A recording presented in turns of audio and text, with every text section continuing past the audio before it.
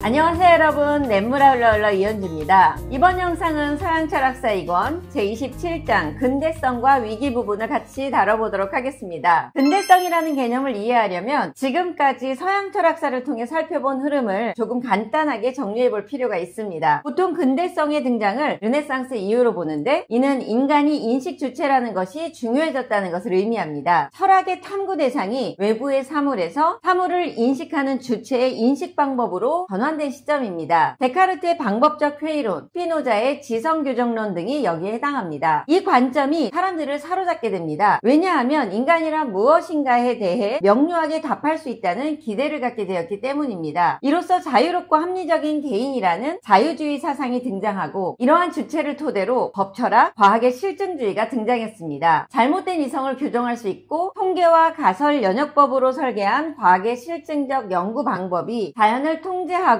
이용할 수 있다고 믿어온 것이 근대성의 기반이었다고 볼 수 있겠습니다. 그러나 명료하게 분석하는 것은 언제나 위험이 뒤따릅니다. 통합되어 드러나는 현상은 그렇게 단순하게 설명할 수 없기 때문입니다. 따라서 근대성은 종합적으로 이해해야 할 인간을 부분으로 쪼개서 이해하는 과정에서 인간 소외 현상으로 드러난다고 비판하는 철학자들이 등장하는데, 이것이 여기에서 다룰 철학의 내용들입니다. 근대성 비판에 관한 내용은 앞서 니체, 프로이트, 헤르더 등에서 살펴본 바 있습니다. 이러한 이론을 바탕으로 근대성으로 훼손한 인간 존재를 이해하기 위한 방법을 제시한 현대 철학자들에 대해 살펴봅니다. 이들은 우선 근대성으로 인간 이성을 완성했다고 생각하는 합리성이라는 개념을 해체하면서 생기는 허무주의를 거쳐서 다시 주체 본연의 힘을 찾아가는 여정을 항구적인 비판의 가치와 미학의 해방적 잠재력 위에서 설계해갑니다. 우리는 제1차 세계대전과 제2차 세계대전 사이에 지식인 집단이 체험한 위기의 경험들로부터 출발하여 마르틴 하이데거와 한나 아렌트, 그리고 위르겐 하버마스가 취한 근대성에 대한 태도를 추적할 것이다. 하이데거는 근대성과 거리를 두며 망설이는 태도를 취했고, 아렌트는 아리스토텔레스의 정치 개념에 새로운 생명력을 불어넣었으며, 하버마스는 위기에 처한 세계 속에서 보편적인 최소한의 이성을 찾으려고 시도했다. 우리는 또한 가다머와 데리다, 푸코 및 로티에 대해서도 간략히 살펴볼 것이다. 하이데거는 그의 대표 저작 존재할 시간에서 앞선 철학사에서 존재의 있음 논의가 제대로 이루어지지 않았다고 주장합니다. 플라톤부터 존재의 있음을 추상적 세계인 이데아라는 인간 존재가 영원히 도달할 수 없는 미지의 영역으로 밀어넣음으로써 실존하는 인격을 향한 여정을 차단했다고 비판하고 있습니다. 하이데거는 우리가 어떻게 살 것인가가 각 실존적 주체에게 절박한 질문인데, 이를 위해서 실존적 주체의 현상을 있는 그대로 이해하는 것이 필요하다고 보았습니다. 이로써 하이데거는 애초에 각 존재가 이 세계 안의 존재라는 당혹감으로부터 출발한다고 말하게 됩니다. 그런데 여기에서 존재는 당혹감으로만 계속 있을 수 없고 기획투사함으로써 세계를 이해하는 과정을 거친다고 주장합니다. 매 순간 각각의 존재들이 세계 형성적 기투를 통해서 세계에 접근하고, 이를 통해 현상이 나타나기 때문에 우리는 이해는 이로부터 발전되고 심화된다고 말하고 있습니다. 하이데거가 주장한 바대로 인간의 인식 과정을 이해한다면 지식은 고정되어 있거나 분석적인 방식으로 명료하게 제시되는 것이 아닙니다. 매 순간 획득하는 현상으로서의 지식을 통해 해석학적 과정을 거쳐야 하는 것이죠. 하이데거에게 해석학은 그저 여러 방법 가운데 하나가 아니다. 해석학은 인간의 해석의 기본 틀이다. 우리는 이미 알고 있는 것과 모르는 것 사이를, 부분과 전체 사이를 왔다 갔다 함으로써 우리의 탐구에서 새로운 측면들을 알게 되고, 아마도 더 잘, 그리고 더 참되게 알게 될 것이다. 그러나 그럼에도 우리는 아무리 노력해도 언제나 오류에 빠질 수 있는 헤매는 존재이다. 하이데거에게 인간이란 헤매는 존재입니다. 이것은 인간 존재의 본질입니다. 따라서 인간을 명료하게 이해하려는 모든 유혹을 거부하려는 노력이 하이데거의 윤리론이라고 볼 수 있겠습니다. 이 방법만이 플라톤 이후에 인간 소외 과정을 회복하는 것이라고 말하고 있습니다. 인간을 명료하게 이해하려는 유혹의 언어를 거부하고 각 개체가 처한 상태에 따른 기분을 전달할 수 있는 언어는 오로지 시뿐이라고 주장하게 됩니다. 하이데거는 시를, 그리하여 말을 매우 높이 친다. 언어는 인간의 집이다. 그리고 시를 통해 인간의 창조적 재창조와 실현이 이루어진다. 빈말과 상투적인 언어와 수다에 의한 언어의 빈곤화는 인간 본질의 빈곤화이다. 하이데거에게 전위되는 과학자나 정치가가 아니라 시인이다. 한나 아렌트의 비타 악티바는 활동적인 삶을 말합니다. 아렌트는 1, 2차 세계대전 속에서 인간이란 무엇이고 인간 인간 공동체는 어떠해야 하는가를 탐구하는 것으로 보입니다. 정치가 권력, 폭력 등의 행위로 변질되는 것을 되돌려 논쟁과 토론을 통해 내 삶을 변형시킬 수 있는 것으로 정치를 되찾는 것이 중요하다고 보았습니다. 이를 아렌트는 그리스 도시국가에서의 공적 영역에 참여하는 정치에서 발견하게 됩니다. 이를 바탕으로 아렌트는 아리스토텔레스를 주목하고 계승하게 됩니다. 아렌트는 인간이란 어떤 존재이고 어떻게 살아야 하는가를 밝히는 그에 져서 인간의 조건에서 인간을 이루는 세 종류의 활동에 대해 말하고 있습니다. 인간을 이루는 이 세 종류의 기본적인 활동은 노동, 생산, 즉 작업, 그리고 활동입니다. 이 세 활동을 구분하는 것은 중요합니다. 왜냐하면 각 활동을 구분하지 않으면 권력화된 정치에 의해 인간은 스스로에게 소외되고 폭력적인 세계 속에서 파괴되기 때문입니다. 이 문제를 다룬 것이 아렌트의 전체주의의 기원입니다. 전체주의 체제하에서 인간은 행위할 수 있는 능력을 박탈당한다. 전체주의 정권들은 활동을 위협으로 간주하고 시민들의 생활을 보다 쉽게 통제하기 위해서 시민들의 행동의 예측 가능성을 추구한다. 이 정권들은 인민을 고립시키고 원자화하기 위하여 모든 공개적 영역을 폐쇄하려고 온갖 노력을 다하였다. 아렌트에 따르면 전체주의의 전제 조건 중 하나는 진정으로 행위할 능력이나 기회가 없는 자유주의 사회의 부정적 측면인 고립되고 원자화된 개인의 출현이다. 이러한 비극에 휩쓸리지 않기 위해 아렌트는 아리스토텔레스의 실천적 지혜가 필요하다고 말합니다. 공동체에 참여하는 정치적인 삶이 박탈된 존재에게는 전체주의 속의 대중의 삶으로 전락할 수밖에 없다고 주장했습니다. 공동체 삶에서 이미 정해진 규칙에 따르기만 하는 소외된 존재가 되지 않고 자신의 개성을 발언할 수 있는 것으로 근대성을 비판했다고 이해해 볼 수 있겠습니다. 가다머는 근대성이 가져온 인간의 문화적 퇴락을 이해하기 위해 앞선 해석학적 철학자들의 입장을 계승했습니다. 하이데거가 말한 철학 텍스트에 대한 비판적 해석을 의미 있게 받아들였고 슐라이어 마허와 딜타이의 텍스트 전반을 이해하기 위한 종합적 노력에 대한 텍스트적 순환도 진지하게 계승했습니다. 그에게 텍스트의 의미를 이해하는 것은 그 텍스트의 진리 주장을 이해하는 것과 연관되어 있었습니다. 텍스트와 해석자가 다른 문화에 속할 수 있는데 이때 해석 작업은 지적 도전이 됩니다. 텍스트와 해석자의 의미 지평이 서로 다를 수밖에 없기 때문에 이는 해석자에게 지평 융합의 과제를 제시하게 됩니다. 융합을 통해 발생하는 것은 나의 의미 지평의 변형이다. 이런 의미에서 나는 심층적인 형성 과정을 거치는데 여기서 이 형성 과정이 심층적인 이유는 그것이 주어진 배경으로부터 새로운 지식을 획득하는 문제가 아니라 나 자신의 준거 틀이 변형되는 문제이기 때문이다. 이 형성 과정은 내가 이를 통해 이전에 내가 했던 것과는 다른 방식으로 나의 지평을 확장하고 더 많은 것을 이해하게 된다는 의미에서의 학습 과정이다. 데리다는 가다머가 계승한 하이데거의 해석학적 노력을 계속 이어간 철학자입니다. 그는 글쓰기를 인간 존재론과 인식론의 기반으로 이해했습니다. 앞선 철학자들의 형이상학은 오류를 가지는데 이는 언제나 토대를 추구하고 이것을 설명하고자 하는 것이라고 말했습니다. 데리다는 이 세계에서 어떠한 토대를 찾는 것은 헛된 일이라고 주장했습니다. 다만 존재들의 차이만이 있는데 이는 글쓰기라는 새로운 차이들의 경쟁으로만 살펴볼 수 있다고 말합니다. 이런 경쟁 상태에서 타자는 결코 대상화될 수 없습니다. 우리가 개념화하려고 하고 대상화하려고 시도하지만 타자는 항상 정의되는 것에 저항하기 때문에 그렇다고 설명합니다. 푸코는 구조주의 철학자입니다. 인간은 사회적 구성물이고 그러므로 사회의 권력 구조에 의해 존재와 인식이 압도적으로 영향을 받을 수밖에 없다고 말합니다. 이는 구조에 대한 인간의 무기력한 존재 설명은 아닙니다. 권력 구조의 실태를 오히려 고발하는 것이 푸코의 구조주의 철학 언어라고 볼 수 있습니다. 푸코의 고고학적 분석의 특징은 저작이 취하고 있는 학문적 형식에도 불구하고 그 목적이 실천적 정치적이라는 것이다. 그의 목적은 권력 구조를 폭로하고 어떻게 외견상 합리적으로 보이는 것이 실제로는 통상 규율과 세뇌의 형태로 은폐된 억압으로 작용하고 있는지를 보이는 것이었다. 리처드 로티는 분석 철학자입니다. 그는 진리를 대응으로 보는 진리 대응설을 비판했습니다. 이보다는 진리 대응설이 아니라 유용성을 강조하고 실용주의 쪽으로 나아가는 방식의 철학을 전개합니다. 따라서 그는 존재의 인식은 항상 특정 맥락 속에 처해 있다고 보았고 이로써 정치적 전통이 철학보다 우선한다고 설명합니다. 하버마스는 언어를 발화 행위로 본 철학자입니다. 근대성의 합리화를 비판하지만 이 비판적 행위 안에 합리성이 있음 맞음을 인정했습니다. 따라서 하버마스의 철학적 과제는 통제와 이해 간의 이성적 균형을 찾는 것이었습니다. 하버마스는 어떤 사람의 말이나 행태를 해석하는 언어적 행위를 인과적 설명을 찾으려 하는 것과 우리가 알 수 없는 어떤 맥락에서 이루어진 것인지 이해하려는 설명을 찾으려는 것으로 나눠서 살펴보았습니다. 이 두 해석의 여지에서 성찰 능력과 의사소통 능력을 계속 구분해가는 과정을 거치는 것을 중요하게 생각하고 있습니다. 이 합리성의 개념은 근본적인 규범적 문제들을 포괄한다고 주장한다는 점에서 대담하다. 그러나 동시에 이것이 오류가 있을 수 있는 과정의 문제라는 점을 강조한다는 점에서 신중하다. 우리는 연구와 토론을 통해서 우리의 의견을 개선하려고 끊임없이 노력할 수 있지만 최종적 진리를 보유한다는 보장은 결코 갖지 못하기 때문이다. 여기까지 서양 철학사 전반을 간략하게 살펴봤습니다. 우리는 서양 철학사 이 1, 2권을 통해서 소크라테스 이전의 팔레스부터 마지막 하버마스까지 살펴봤습니다. 철학사 전반에서 주장되고 있는 흐름을 보면서 우리가 참고할 만한 지혜를 발휘할 수 있는 그런 읽기가 되었기를 바랍니다. 저는 여기까지 냇물아 흘러 흘러 이현주였습니다.